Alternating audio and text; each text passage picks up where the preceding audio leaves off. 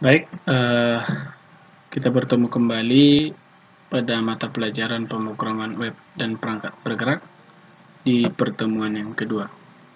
Pada pembelajaran ini masih kita mempelajari user interface aplikasi web stateful dan pengamanan data pada aplikasi. Di sini juga kita masih tetap menerapkan user interface basis data pada halaman web. Pertemuan yang kedua ini kita membahas user interface basis data pada halaman web.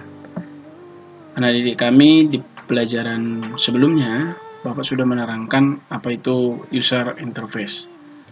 Nah, user interface mencakup perangkat keras dan perangkat lunak. Artinya, dalam pembuatan user interface, perangkat keras dan perangkat lunak itu sangat diperlukan. User interface hadir untuk berbagai sistem dan menyediakan cara input di mana pengguna dapat memanipulasi sebuah sistem dan output di mana sistem menunjukkan efek dari manipulasi pengguna. Artinya, di sini adanya kenyamanan dalam penggunaan user interface atau antarmuka pengguna. Yang pertama di sini kita pelajari konsep user interface dalam program aplikasi. Memang dalam mengonsep user interface yang tepat ini bukanlah perkara yang mudah dilakukan sebab terdapat banyak aspek yang diperlukan dan diperhatikan. Nah, di sini user interface akan mengacu pada beragam aplikasi teknologi mulai dari electronic display atau tampilan, software aplikasi komputer yang digunakan, aplikasi web, aplikasi mobile untuk handphone, hingga aplikasi publik. Nah, aplikasi publik yang dirancang sedemikian rupa yang ditujukan untuk beragam kondisi user, baik itu secara usia, gender, latar belakang, kultur, tingkat pemahaman, pendidikan, maupun kondisi fisik yang berbeda. Artinya dalam membuat user interface, kita harus memperhatikan tujuannya itu kemana pemakaiannya. Nah, di dalam konsep user interface ini, yang pertama perlu kita pelajari dulu adalah kualitas desain user interface. Kualitas desain user interface ini adalah desain dari user interface untuk mesin dan perangkat lunak seperti komputer, peralatan rumah, perangkat mobile, dan perangkat elektronik lainnya. Ini difokuskan untuk memaksimalkan kegunaan dan pengalaman pengguna. Tujuan dari desain antarmuka pengguna adalah membuat interaksi pengguna yang sederhana dan seefisien mungkin dalam hal mencapai tujuan pengguna. Artinya di sini di dalam membuat atau di dalam merancang halaman web itu sendiri, kita akan perhatikan tujuannya itu, penggunaannya itu kemana. Ya.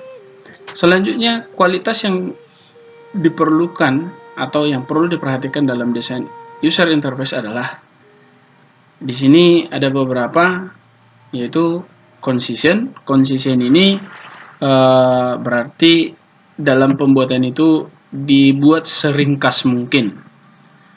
Yang kedua adalah kejelasan interface. Kejelasan interface ini artinya bagaimana kita membuat supaya tampilan itu lebih jelas dan lebih simpel. Selanjutnya adalah ada familiarity, ada estetika, ada responsif, ada konsistensi, ada forgive, dan ada efisiensi waktu. Ya, nanti anak didik kami boleh nanti membacanya di buku pemrograman web dan perangkat bergerak di halaman 4 untuk penjelasan kualitas yang diperlukan dalam desain user interface. Selanjutnya yang kedua itu adalah tipe-tipe user interface. Anak didik kami di sini ada 8 hal tipe-tipe user interface yang perlu dipahami dalam membuat antarmuka pengguna. Yang pertama adalah graphical user interface, yaitu bagaimana memadukan gambar yang diperlukan oleh user atau pengguna. Yang kedua adalah command line interface, bagaimana teksnya. Yang ketiga adalah touch screen, bagaimana menggunakan touchscreen atau sentuhan jari. Yang keempat ada gesture interface. Yang kelima ada direct manipulasi interface, ada search interface, ada yang ketujuh ada voice user interface.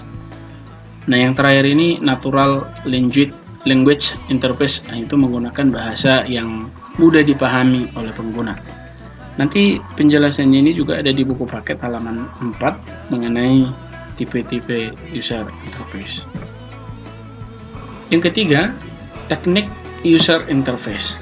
Ada 3 hal yang perlu diperhatikan dalam membuat antarmuka pengguna. Yang pertama, yaitu teknik linguistic style, yaitu teknik bagaimana penyampaian perintah atau aksi melalui bahasa yang mudah dimengerti oleh komputer. Yang kedua, teknik key modelist style, artinya menggunakan penyampaian perintah itu melalui penekanan tombol-tombol yang diprogram sebelumnya. Dan yang terakhir adalah direct manipulasi style, penyampaian perintah melalui manipulasi objek tertentu. Nah,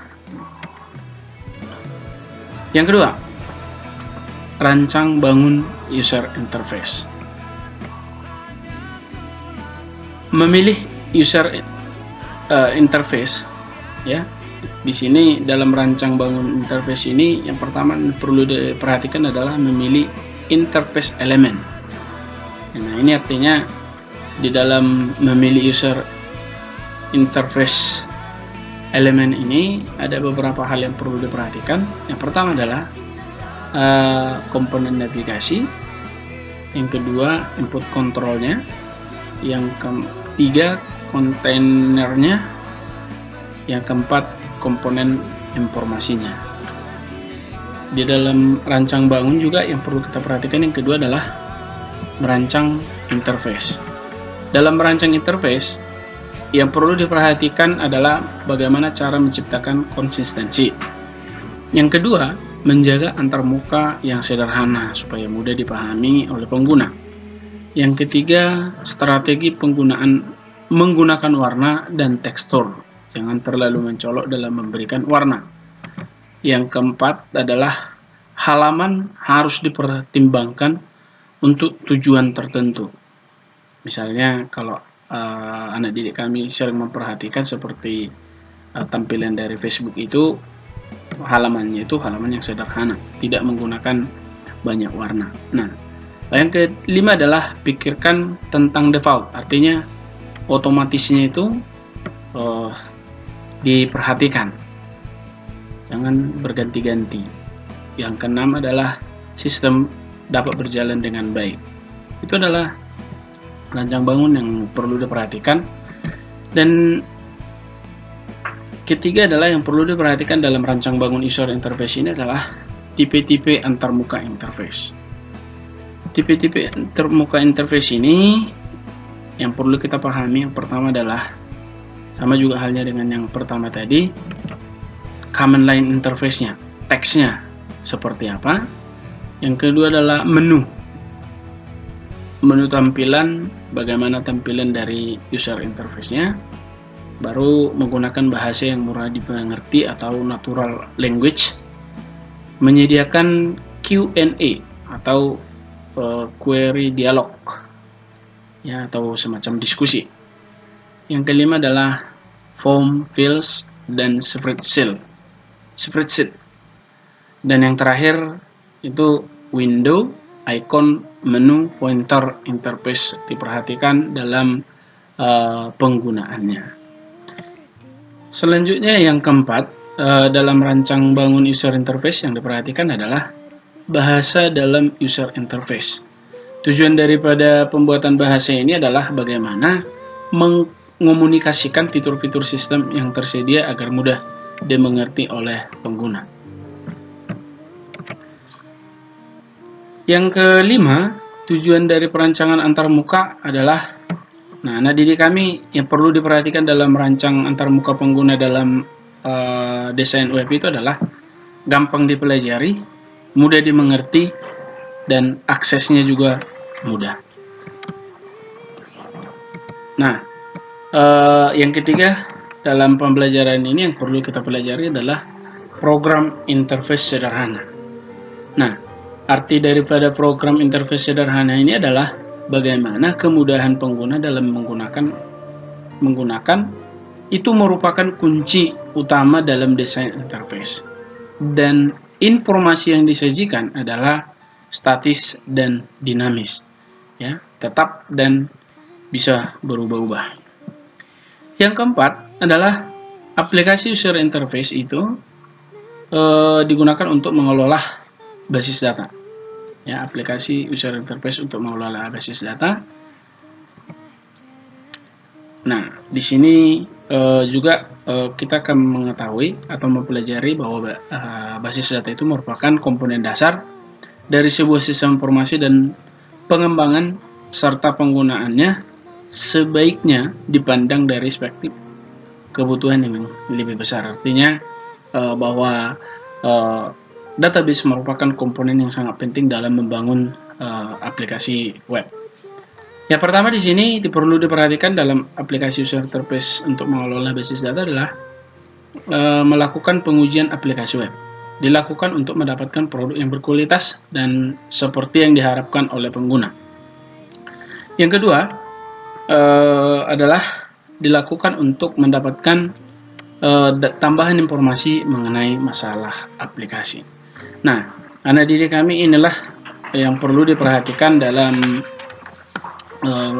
memahami user interface basis data pada halaman web. Jadi di sini anak didik kami boleh memahami supaya lebih jelasnya juga di buku kalian ada itu pada halaman 2 sampai halaman 5, ya. Bahkan sampai halaman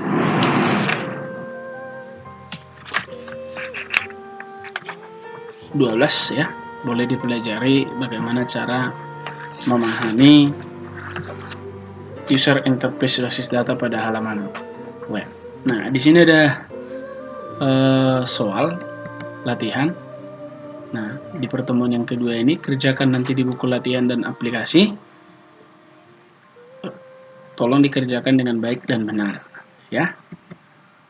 Sekian dan terima kasih. Salam sehat. Sampai bertemu di pertemuan berikutnya.